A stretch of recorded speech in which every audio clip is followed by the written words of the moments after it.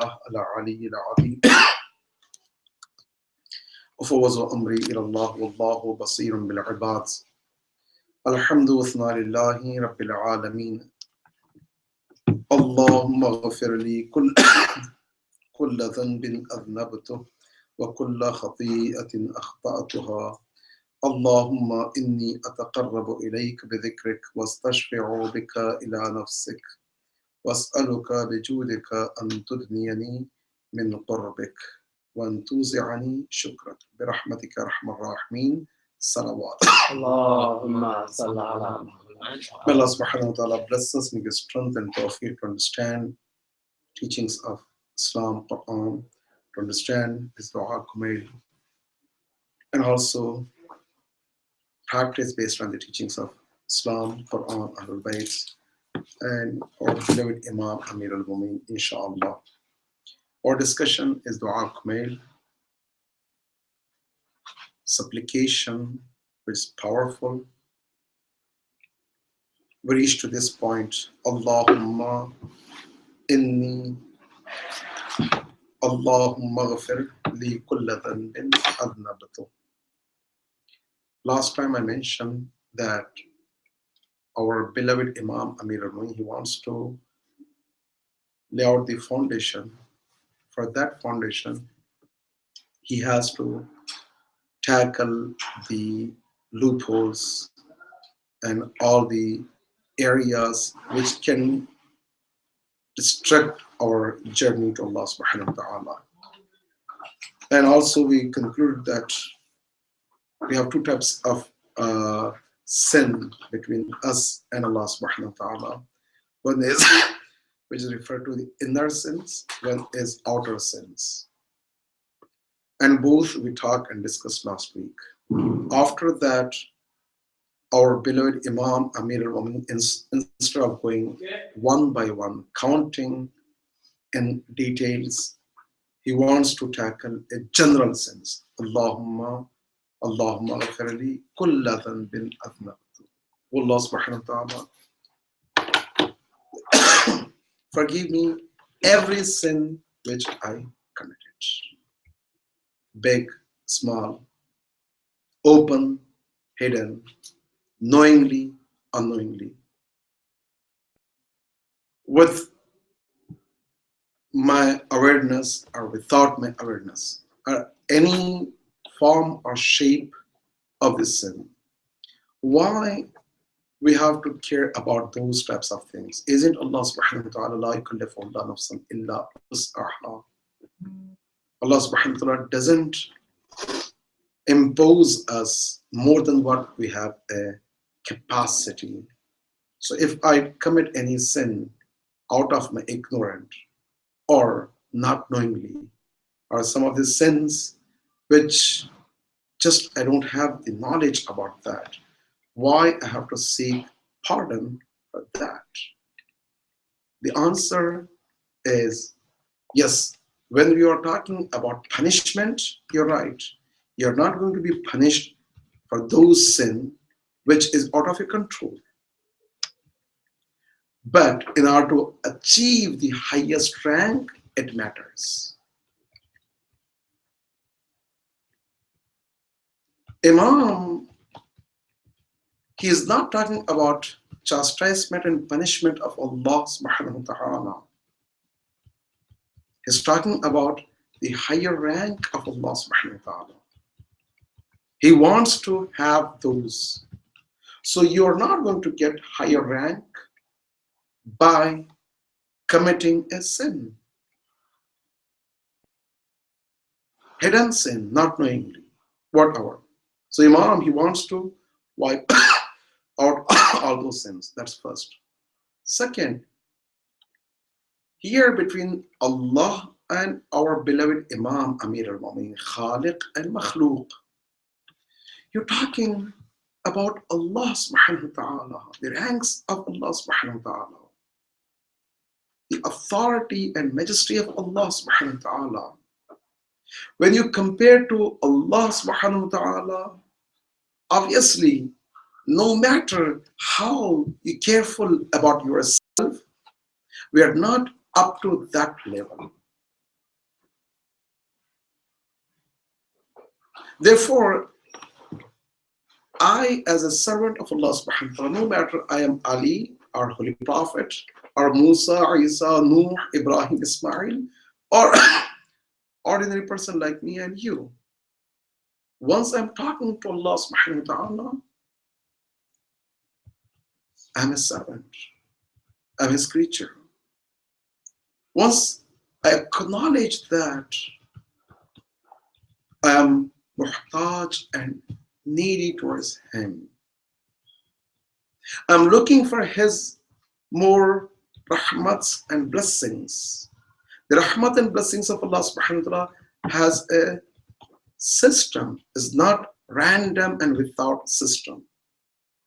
In order to achieve the higher rank, I have to establish myself up to that level and rank. So therefore, I want to ask Allah subhanahu wa ta'ala his pardon for anything which I committed. That's why our great scholars from ahadith and riwayat, they explain very well about the sins and the types of sins. Obviously, when we talk about the sins, we say three types of sin: between me and people, between me and myself, between me and Allah subhanahu wa ta'ala. That's general. And then once we want to go in detail, we say the sins which with awareness, without awareness, with knowledge, without knowledge, with knowingly, without knowingly. I want to do it by purpose. I have no choice. I was forced. All that you can divide. But when it comes to the ma'asum should be sinless. They should not commit any sin with their own choice, not incapable of. Lots of times when we translate ma'asum and ismat to the English, we say infallible. So we divide two groups, fallible and infallible. We say all of us fallible except our holy prophet or imams, they're infallible. That's a wrong translation. They're not incapable of committing a sin. No, they're capable, they can, but they have a choice not to. So ma'asum, the one who has the potential, or he can commit a sin, but he chooses not to. That's the fadilat. Okay, it's not incapable, it's not handicapped. No, he can. The question is, why they don't commit any sin? Obviously, because of the knowledge. Allah subhanahu wa ta'ala, when we say protected them from committing a sin, is protection is knowledge. Although ulama, they have different interpretations, but one of the interpretations is knowledge. For example, knowledge, what I have can give me. I have a question here. I will finish and then you can ask. Like for example, let's say if I'm a heavy smoker, I have a little bit of knowledge about smoking. Smoking can cause this types of cancer, that type of cancer, lung diseases, and so on and so forth. Hundreds of illnesses. I have general knowledge, yet I smoke.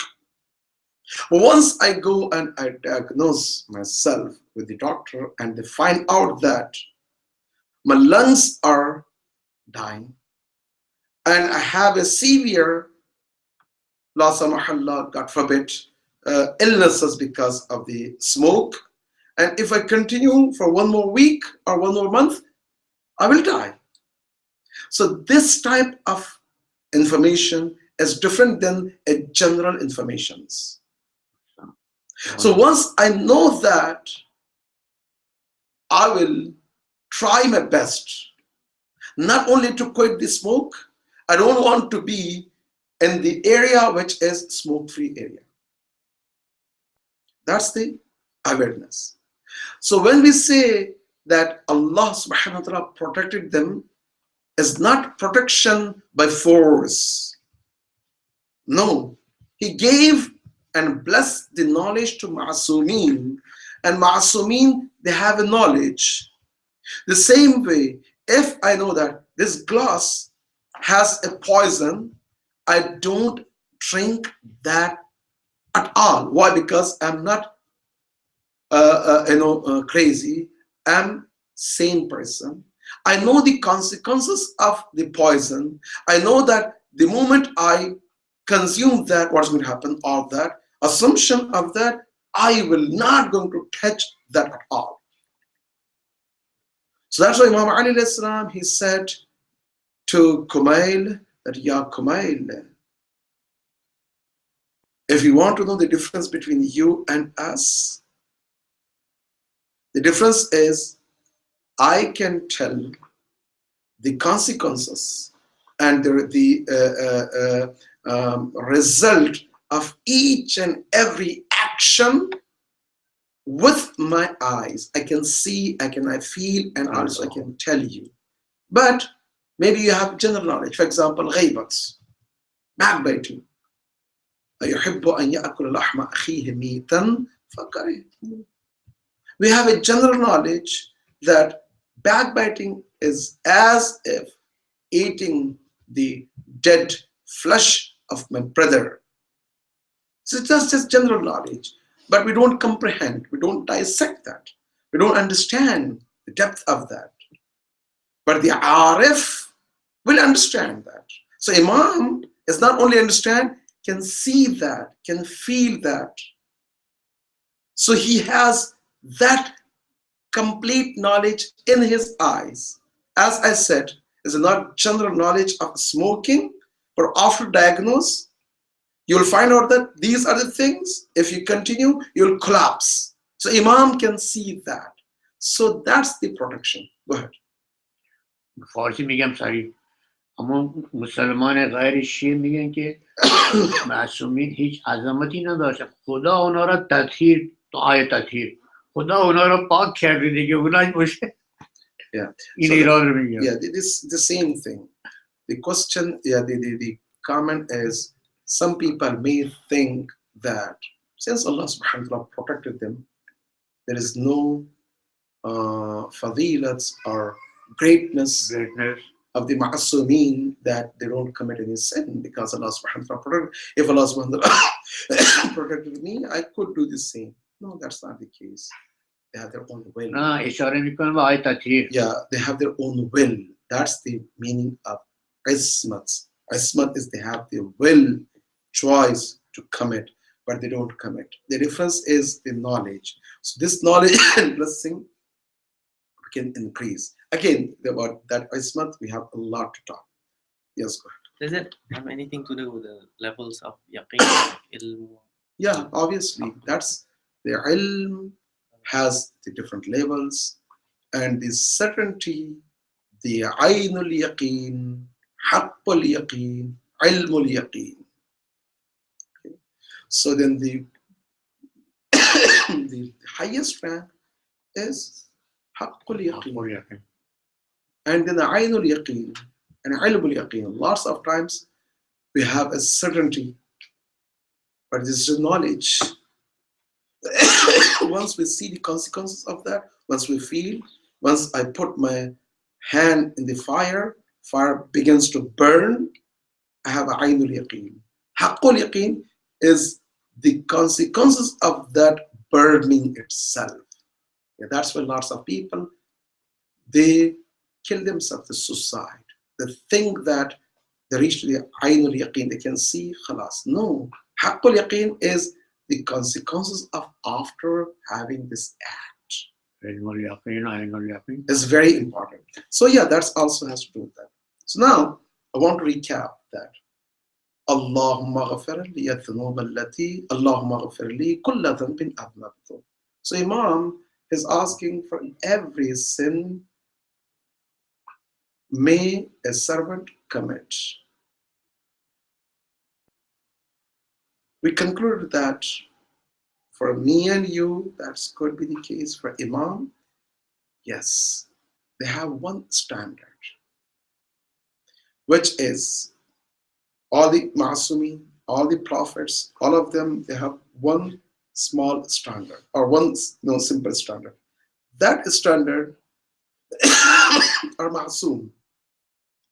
But more than that, there is no cap. I can give you one example. This is very good discussion because we have to recap that. We have to understand in order to move forward. This is very important. Please pay attention a little bit more so we can achieve the result. I can give you one example of one of the prophets. Prophet Musa ala nabiyana ali ala. Okay.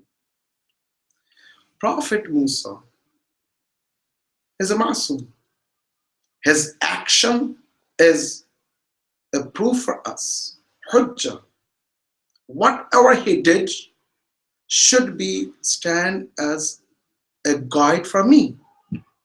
Isn't? No doubt about it. So he cannot commit any sin. Prophet Musa, he came out of his routine life where he was in castle with Fir'aun. And once he come out of his routine life, he saw that Tibeti, the majority of the people, those who lived Tibeti, the tribe of Fir'aun, he is beating up and torturing or doing unjust to a Bani Israel. Bani Israel were in minorities and they were oppressed by the Qibtiyyin. Musa, he was not known among the people that he is adopted by Fir'aun. He was casual. He came out of his castle and he wants to go and defend. Going and defending is what a guide. And then he kills the Qibti. Why he kills? He is defending him and also himself. Oh. Why? Because based on what Quran refers, is once he stands up for the right to defend that Bani Israel, the group of people among them, that man, he wants to beat them up and he wants to kill both of them, Musa and also that Bani Israel. And in the result, Musa has to defend. And he defended and he punched. The moment he punched, Musa was so strong, a young man. The result was he died. So here Musa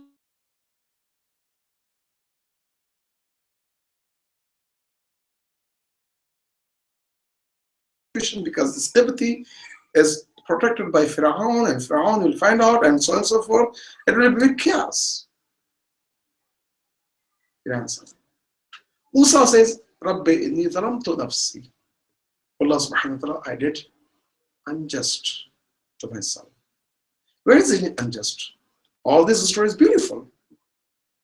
As a guide for me and for you, we have to stand for the rights of the oppressed one. You cannot see that someone is killing, torturing, and beating up and doing something wrong, and you say nothing and you enjoy. Oh, wow, no problem. You cannot. Man asbaha wa lam yahtamma bi umuri al-muslimin falaysa bi muslim. We're given. So the action of Musa from the beginning to the end is beautiful and guide for us completely as a hujjah, proof for us. No doubt about it. But Musa being in that position, Ulul Azm prophet, he could control his anger or he could do something else.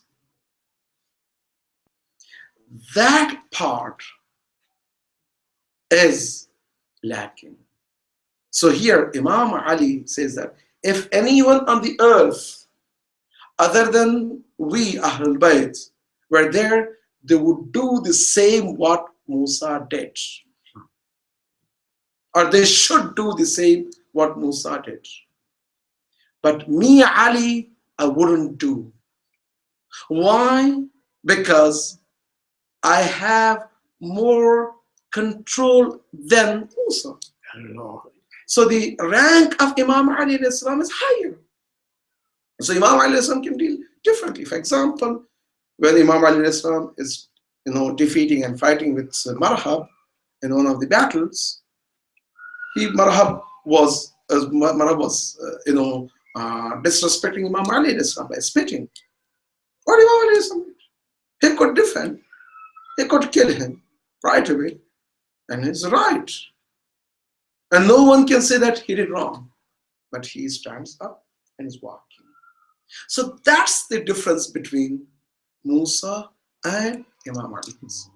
And yet, Imam Ali also has a room to improve. And that room to improve, whatever he, even one split second, when you compare Imam Ali to us, you cannot imagine. He is up there. But Imam Ali, he himself, he has a room to improve. So when he is asking for Allah subhanahu wa ta'ala, kulla dhanbin adhnabtuh, it's not the tangible dhanb which we see each other. I mentioned before also, one of the great scholars, Shaykh Mutahari, he was giving a lecture, he was preaching to a group of people in one of the small towns in Iran. Nighttime, night of the Thursday night before Friday, Shabi Jummah, he was having a good time, and he cried while he was reciting Dua Kumail, very much affected one. And also he gave this speech and said, please ask Allah subhanahu wa ta'ala for everyone, especially me, maybe I'm the one who are most sinner in this majlis. That was general discussion. After majlis, one of the man, he came and he said, Allahu Akbar, why you wear the amama? I had, like, for example, I steal 5-10 times, and I did zina, this and that, but I feel that if you are worse than me, you should steal 100 times or 200 times. So the gauge for that person to compare is what he is doing, what he did, in terms of the guna. But for Shaykh Mutahari, the guna is not the stealing and those types of things. His standard is higher. So here, when we say Imam Ali is asking for Allah subhanahu wa ta'ala, forgive me all these sins, it means he had this sin like me? No, not at all. The standard for this sin for me is different than for Imam Ali. Even when you compare to the regular prophets, like Musa, other prophets, to Holy Prophet Imam Ali, they are up there. They're not even comparable to the prophets, let alone about us. But yet they have their own standards themselves. When they sit between them and Allah subhanahu wa ta'ala, the level of discussion is completely different. So Imam Ali is talking, for each and every split second should be progress. Yes, one night's sleep of Imam Ali is equivalent to receiving the pleasure of Allah subhanahu wa ta'ala. Subhanallah,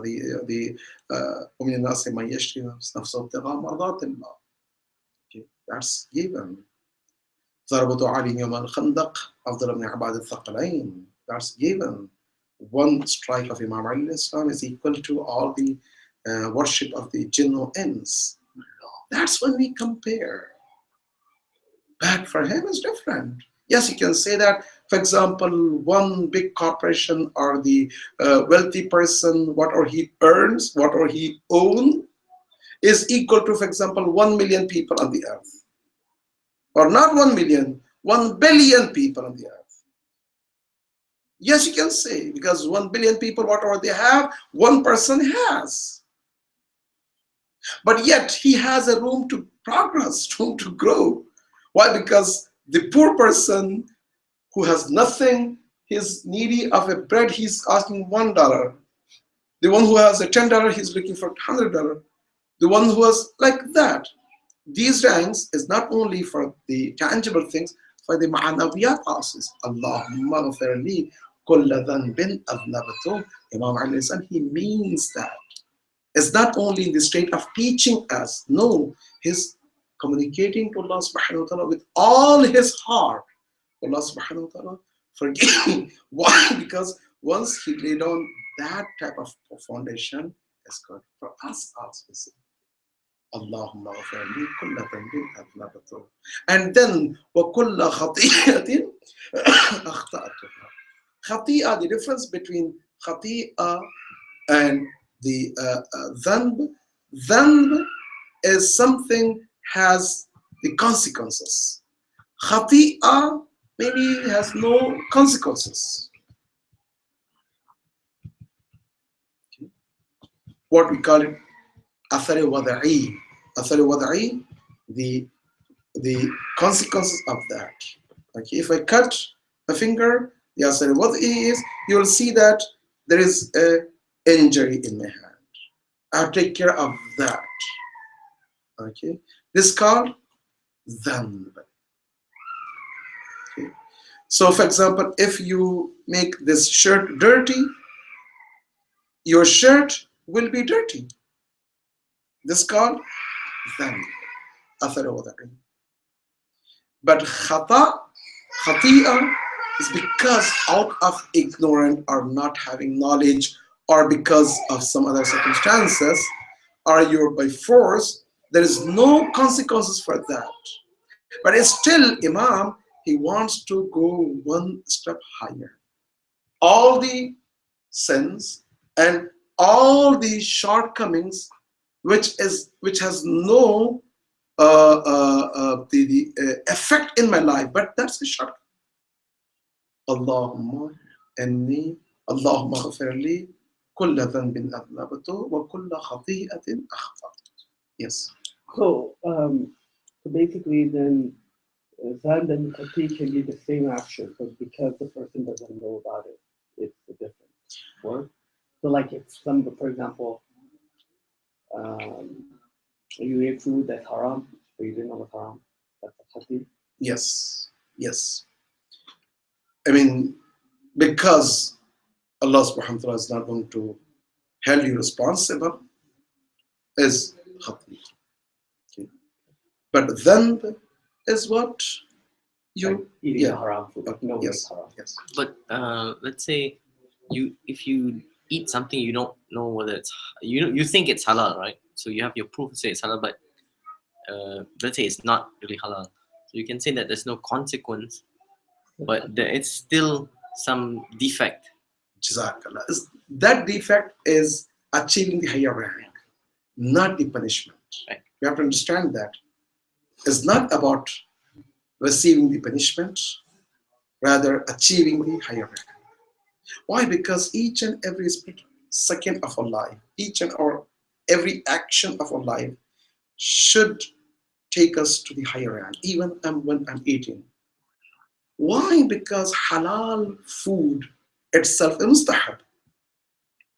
So once I'm acting based on the teachings of Islam, I want to eat by saying Bismillah ar-Rahman ar-Rahim, I'm receiving and having a reward from Allah subhanahu wa ta'ala for that. So I am one step ahead compared to before I'm eating. Sleep is a ibadah. So sleeping is not a action, it's action. Once I sleep, إني وجهت وجهي للذي فطر السماوات والأرض إن صلاتي ونسكي ومحياي ومماتي لله رب العالمين. All my acts of Allah subhanahu wa ta'ala. So when I sleep, even during my sleep, I should get the reward and it should be closer to Allah subhanahu wa ta'ala. So if not, then I'm a loser. So here, if I did something wrong, not knowingly, I'm not going to get that higher rank or closer to Allah subhanahu wa ta'ala, but not necessarily to get the punishment. No, there's no punishment. But I was not able to achieve bigger or higher. كُلَّ خَطِيئَةٍ أَخْطَأْتُهَا. And after that, amazingly, Imam, he goes one more step. Allahumma inni ataqarrabu ilayka bidhikrik. Ya Allah, Ya Allah. Brothers and sisters, tonight is the first, or today was the first day of the month of the Hajj, and tonight is the second night of the month of the Hajj. The month of the Hajj is the month of being closer to Allah subhanahu wa ta'ala. The journey to Allah subhanahu wa ta'ala. We have to start our journey from the highest rank possible. That's the strength. Inshallah. Allahumma inni ataqarrabu ilayka bidhikrik. Allah subhanahu wa ta'ala, I seek your nearness by your remembrance. It's beautiful. So here it's two things. Ataqarrabu bidhikrik. Taqarrub and remembrance. These are the two very important words here. Let's talk about taqarrub. All our actions is why? On prayers, fasting, Hajj, everything is qurbatan ilallah, to seek nearness to Allah subhanahu wa ta'ala. That's our ultimate goal. Our goal is not prayer. Our goal is not sajda. All are the means. Prayers, fasting, even Ahlul Bayt are means. Again, when we talk about Ahlul Bayt, they are means. They're not ultimate goal. Ultimate goal is qurb ilallah. The same way, prayers, fasting, everything is taqarrub, the means. Shafa'at also is a mean. Tawassul also a mean. I can walk and go all the way from here to Mecca. My goal is not to see the Baitul al-Haram. That's a means by which I can be closer to Allah subhanahu wa ta'ala. All that. Taqarrub. So this taqarrub, qurb, is the ultimate goal of all the actions. What are we doing? That's the real goal. And bu'd, being away from Allah subhanahu wa ta'ala, is the ultimate lost. In Arabic, or in the ahadith and riwayat and Quran terminology, Islamic terminology, you have two things. One is qurb, one is la'an. La'anatul al-kazibin, la'anatul al-zalimin. This la'ana is being away from Allah subhanahu wa ta'ala. Qurb is being close from Allah subhanahu wa ta'ala. Everything revolves between these two. When Allah subhanahu wa ta'ala says that la'ana, meaning that they are away from the mercy of Allah subhanahu wa ta'ala. The paradise is close, what you're closer to Allah subhanahu wa ta'ala. The hellfire is being away from Allah subhanahu wa ta'ala. You know what? the most painful thing for a lover one is once is not closer to the loved one. Ashiq wa ma'shuq. That's the most painful moment for the ashiq, the one who is falling in love with someone. According to hadith and riwayat, يوم تكشف الغطاء Ya Allah, when all the curtains will go away, people will begin to see Allah subhanahu wa ta'ala as a Khaliq, as a Rahman, as a Rahim. And since they will see that He is our Creator, they will going to have a love towards Allah subhanahu wa ta'ala. But at that time it's going to be too late.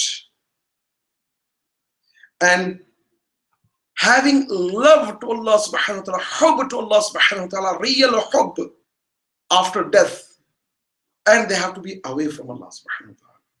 So that's the Jahannam. That's the hellfire. The hellfire is not, the physical burning. Yeah, that's a hadith and riwayat and Quran refers that to understand. The real pain is the more you're away from Allah subhanahu wa ta'ala. Why zalim? They feel that I'm away from Allah subhanahu wa ta'ala because you're going to have awareness. Here in this dunya, we don't have any awareness. Maybe I can say, I don't believe in Allah subhanahu wa ta'ala, out of my ignorance. I don't see that. Here I can pretend that there is no Allah subhanahu wa ta'ala, Allah subhanahu wa ta'ala doesn't exist. But once we die, all of us, وَإِلَيْهِ رَاجِعُونَ إِنَّا لِلَّهِ وَإِنَّا إِلَيْهِ رَاجِعُونَ. Once we are standing before Allah subhanahu wa ta'ala, all of us, we're going to have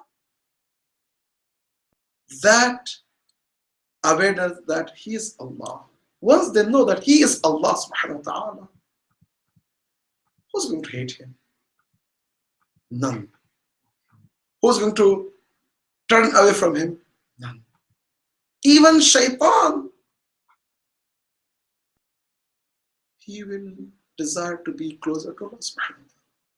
Even zalim, Abu Jahl, Abu Lahab, Abu Sufyan, all of them, they want to be. Why? Because for Abu Jahl here in this dunya, Allah subhanahu wa ta'ala is unknown. But there is known. So then they want to be with Allah subhanahu wa ta'ala. They love Allah subhanahu wa ta'ala, everyone. But they have to be away from Allah subhanahu wa ta'ala. The more you're away from Allah subhanahu wa ta'ala, the more punishment and chastisement and pain you feel. The more you're closer to Allah subhanahu wa ta'ala, you feel more tranquility and peace. That's why even Behesht and Jannat has one standard, but the rank are different. So in paradise, people, they're not going to be in the same level. No. Based on their qualities, based on their achievements, they're closer and closer and closer. But there is a boundary of Behesht or Jannah, which is, they are close to Allah subhanahu wa ta'ala. But how close? So different. And there's a boundary, they're away from Allah subhanahu wa ta'ala. How much they're away from Allah subhanahu wa ta'ala is a different. But for some, they're just in edge. That's why they feel the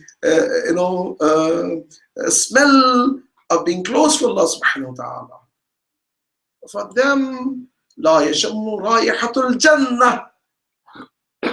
They don't feel anything from the paradise, let alone about Allah subhanahu wa ta'ala. So knowing that Allah subhanahu wa ta'ala is Khaliq, Rahman, Rahim, everything, to be away from Him is painful chastisement. They're burning from inside. The action is the fuel. It's not something Allah subhanahu wa ta'ala will pour the fuel. No, their own actions is a fuel. Because of my action, the more I'm committing haram, I'm being away from Allah subhanahu wa ta'ala. So here, Imam says, Allahumma inni ataqarrabu ilayka, O Allah subhanahu wa ta'ala, I seek your nearness, bidhikrik, with your remembrance. Why with your remembrance? Here we need. The more we remember Allah subhanahu wa ta'ala, the more we know Allah subhanahu wa ta'ala, is the more closer to Allah subhanahu wa ta'ala, and we want to have all the ni'mat rahmats. If I want to love someone, the more I know about that person, the more I'm going to be encouraged. So here, Imam says, Allahumma inni ataqarrabu ilayka bidhikrik. I want to be closer to you with your remembrance. May Allah subhanahu wa ta'ala bless us and give us strength and tawfiq to remember Him, especially in these days. وَعَدْنَا مُوسَى 30 لَيْلَةً. These 10 nights is mustahab, recite between Maghrib and Isha prayer, 2 rakats.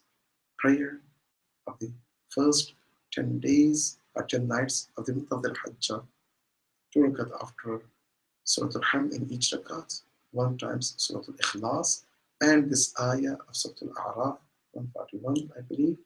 وَوَعَدْنَا مُوسَى 30 لَيْلَةً وَأَتْمَمْنَاهَا بِعَشْرٍ فَتَمَّ مِيقَاتُ رَبِّهِ 40 ليلة. قال موسى لأخيه هارون اخلفني في قومي واصلح ولا تتبع سبيل المفسدين. Is the ayah. مرتين. Yes, in the Fatiha. So here in this ayah, فَتَمَّنَاهَا بِعَشْرٍ, Allah subhanahu wa ta'ala will increase or closer to Him more. Abadi, Abadi, ati'ani. You obey me. You obey me. You worship for me.